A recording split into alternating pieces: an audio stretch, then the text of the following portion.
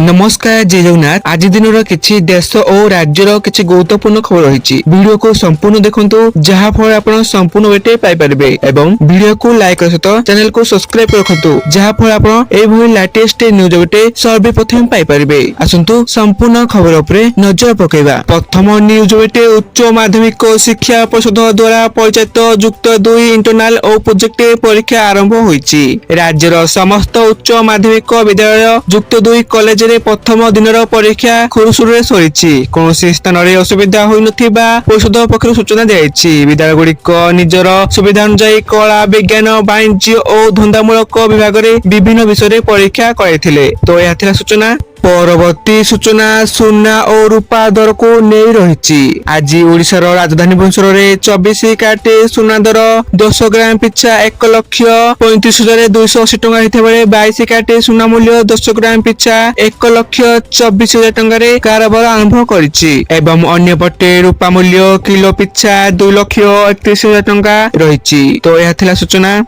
परवर्ती अपडेट अष्टम वेतन कमिशनर सुपारिश अनुଯାयी कर्मचारी माने वर्धित दरमा और पुराना दरमार बाकी बकेया प्रदान पाई पारंती। जदि केंद्र सरकार 2028 प्रारंभ अष्टम वेतन कमिशन लागू करती तेबे 30 रु 34% दरमा वृद्धि हेबार संभावना अछि। जदि वेतन कमिशन कार्यकारी हेबार 2 वर्ष विलंब हुए तेबे कर्मचारी बकेया सहित 2.8 लाख टंकारु अधिक होई पारे। तो यह थिला सूचना। परवर्ती राज्य में शीतल लहरी जारी रही। घन कुहुड़ी नहीं 5 जिला को येलो वार्निंग रही। राज्य में सर्वनिम्न राति तापमात्रा कोरापुटरे 5.5 डिग्री रेकर्ड होईछि। जी उदयगिरी 6.8 डिग्री, दारिंगबाड़ी 7 डिग्री, सेम्बेलीगुड़ा और फुलवानी 8 डिग्री, बौद्धरे 9.2 डिग्री, चिपिलिमा और राउरकेला 9.9 डिग्री रेकर्ड होईछि। सेहीपरि अनुगुल और Bhawanipatna 10 degree, Jharsuguda 10.4 degree, Balangir 10.8 degree राति तापमात्रा रही।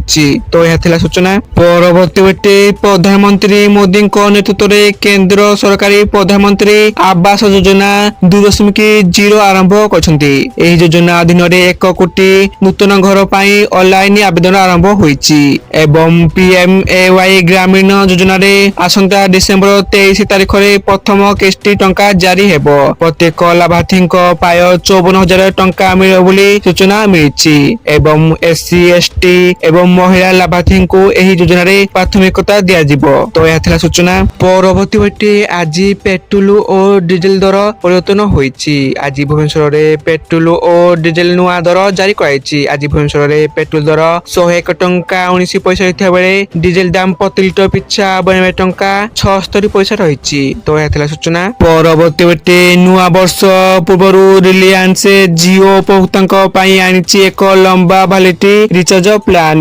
2025 टंकार एही जियो रिचार्ज प्लान रे 200 दिन वैधता सह मिलुछि असीमित कॉलिंग और अनलिमिटेड 5G डाटा एवं वोडाफोन आइडिया 789 टंकार 180 दिन वैधता सह डाटा और नाइट अनलिमिटेड ऑफर देछि एवं एयरटेल रो 3569 टंकार वार्षिक प्लान रे 365 दिन वैधता सह अनलिमिटेड 5G सेवा मिलुछि एवं लंबा भैलिडिटी और अधिक डाटा चाहुथिबा ग्राहकंक पाई एही प्लान गुड़िक हेउछि सर्वोत्तम विकल्प। तो यह थिला सूचना। परवर्ती बेटे प्रधानमंत्री किसान योजनार 22तम किस्ती पूर्व चाषी मन सबुठारु बड़ प्रश्नर उत्तर देले सरकार। संसद में स्पष्ट कहिछि वार्षिक 6,000 टंका को 12,000 कर कौन प्रस्ताव बर्तमान नाही एवं पीएम किसान योजना किसान परिचय पत्र समस्त राज्य में बाध्यतामूलक नुहे बोली सरकार कहते। तेणु एपर्यंत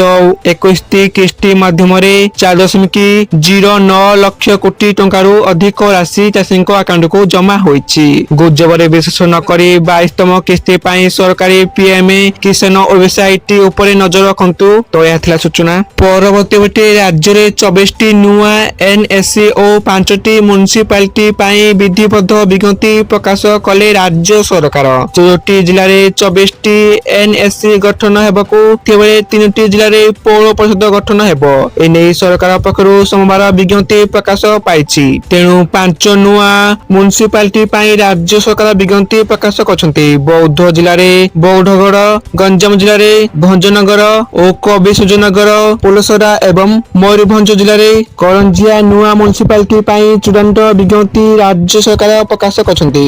ତ ଏହା ଥିଲା ସୂଚନା। ପରବର୍ତ୍ତୀ ବେଟେ ଚିଟଫଣ୍ଡ କ୍ଷୁଦ୍ର ଆବେଦନକାରୀ ଫେରି ପାଇବେ ଟଙ୍କା। ବିଭିନ୍ନ ଦୈନିକ ଖବର କାଗଜରେ ଏହି ବିଜ୍ଞାପନ ପ୍ରକାଶ ପାଇବାରେ ପୁଣି ଥରେ ଏହାକୁ ନେଇ ବଢିଲା ଚର୍ଚ୍ଚା। ଜାନୁଆରୀ 31 ସୁଦ୍ଧା ଜମାକାରୀ ତାଙ୍କ ଜମାରାଶି ଫେରି ପାଇବେ ବୋଲି କହିଛନ୍ତି ଅର୍ଥ ବିଭାଗ। ଅନ୍ୟପଟେ ଲକ୍ଷାଧିକ ଟଙ୍କା ଜମା କରିଥିବା ଜମାକାରୀ ଏବେ ବି ଟଙ୍କା ଫେରିବା ଅପେକ୍ଷାରେ ରହିଛନ୍ତି। ତ ଏହା ଥିଲା ସୂଚନା। ଆପଣମାନେ ଭିଡିଓକୁ ସମ୍ପୂର୍ଣ୍ଣ ଥିବାରୁ ଆପଣଙ୍କୁ ଧନ୍ୟବାଦ।